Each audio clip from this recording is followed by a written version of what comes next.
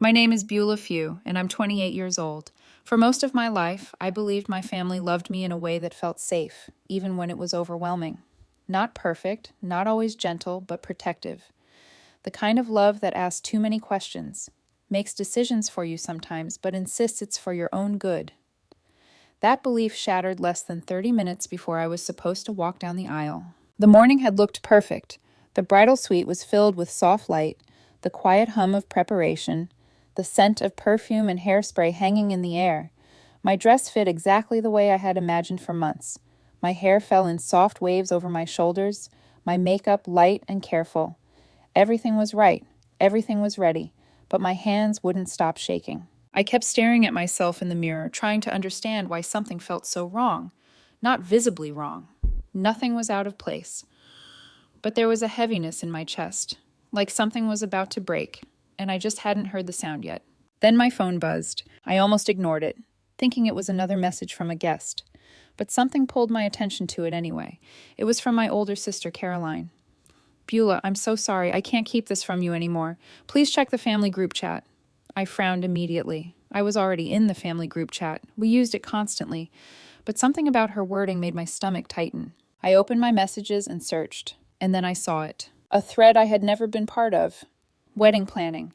Do not add Beulah. My fingers went cold. I stared at the name, reading it again and again, hoping it would somehow change. It didn't. When I tapped into the chat, everything inside me started to collapse. Months of messages. My parents. Caroline. Talking about me. Talking about Ethan. Talking about my wedding like I wasn't even part of it. At first it was doubt. Small comments. Something feels off. I don't trust him. Then it turned into certainty. My father was convinced Ethan had lied to me. My mother supported him. Caroline. She hesitated in places, but she stayed in the conversation. I kept scrolling, my heart pounding harder with every message. Then I saw it. My father had hired someone to investigate Ethan. There were notes, screenshots, timelines, pieces of information taken apart and put back together like a puzzle designed to prove something was wrong. They had been building this quietly, carefully, behind my back. But the worst part wasn't just the investigation. It was the plan. They weren't going to tell me privately. They weren't going to sit me down and ask questions. They were going to expose him at the wedding, in front of everyone. There were messages about timing, about using the screen in the venue, about making sure I saw the truth before it was too late. I sat down slowly, my breath unsteady. This was supposed to be the happiest day of my life, and my own family had been preparing to humiliate me. My phone started ringing. Caroline, I answered immediately. She was crying, her voice breaking apart before she could even form words. Beulah, I'm so sorry, she said. I should have told you earlier. Is this real? I asked quietly. Yes, she whispered. But I don't think they're right. I really don't. Dad pushed this too far. Mom followed him. I didn't stop it. I thought it would calm down, but it didn't. They're still going to do it. That morning, while I was getting ready, while my mother smiled at me, while my father walked through the venue like everything was normal. Why didn't you tell me sooner? I asked. I thought I could fix it without hurting you, she said, her voice shaking. I closed my eyes. You didn't fix anything. She cried harder, but I didn't respond. Something inside me had shifted.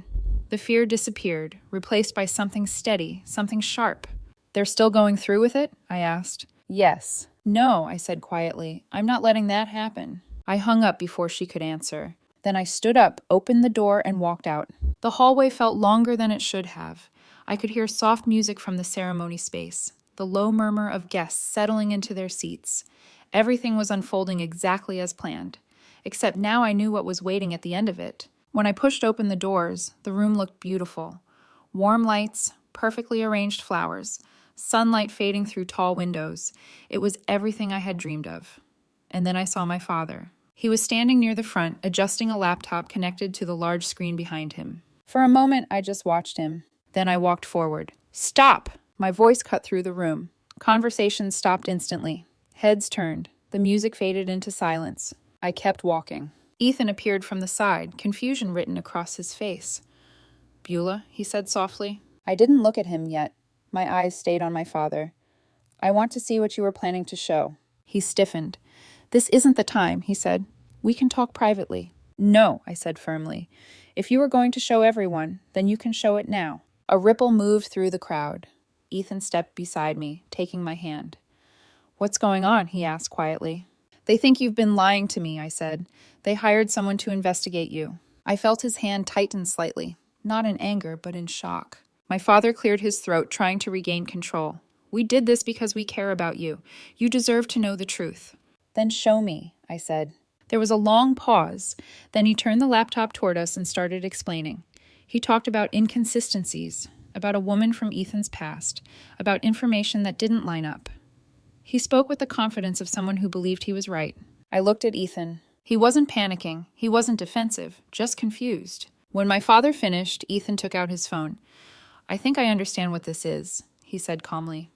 "A few months ago, my ex-girlfriend reached out. I told Beulah immediately." I nodded. He did. He showed his phone, scrolling through messages, dates, context, a brief meeting, a conversation that had already been explained. Nothing hidden, nothing deceptive. Then he pointed at the report my father had. The name matched, but everything else didn't. Different details, different history, a completely different person. The room went silent. I watched my father's face change as he looked back at the information. The certainty drained out of him slowly, replaced by something uncertain, something fragile. I didn't notice," he said quietly. I stared at him. "You didn't notice?" I repeated. You didn't notice?" I repeated, and this time my voice wasn't sharp. It was shaking, but steady enough to carry across the room.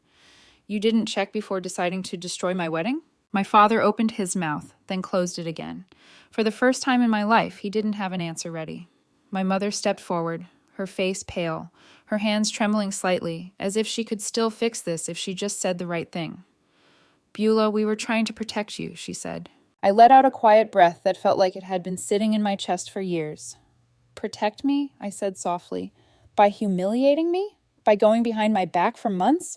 By deciding I couldn't be trusted to know who I'm marrying?" The words weren't loud, but they landed heavier than anything I could have shouted.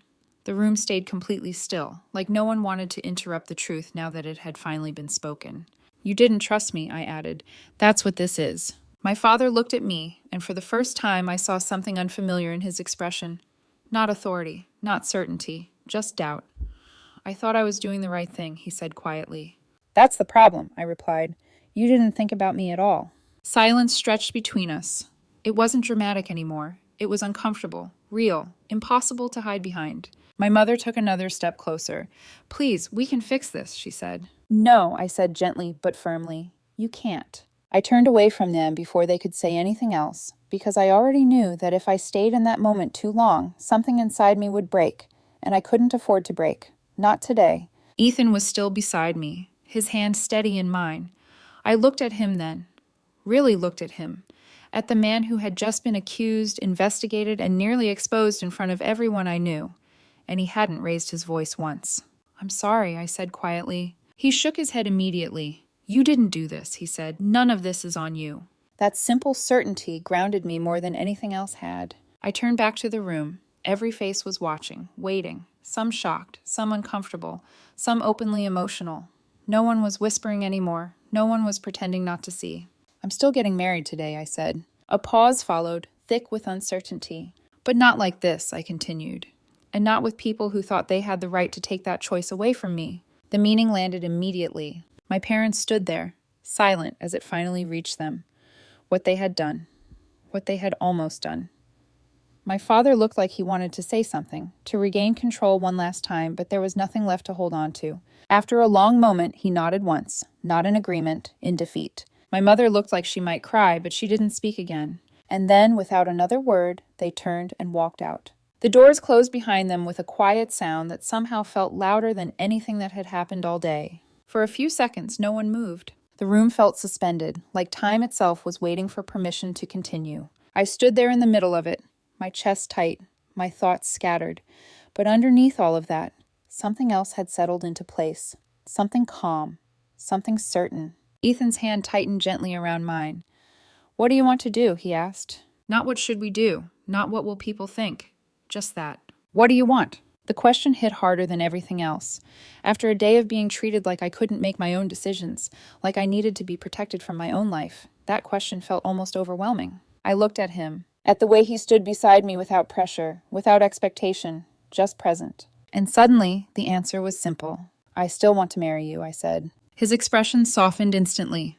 Relief, yes, but more than that, something quiet and steady. Then let's get married, he said. I let out a small, broken laugh, even as tears blurred my vision. Somehow that mix of emotions made everything feel more real than anything had all day. The wedding planner approached carefully, her voice gentle but professional.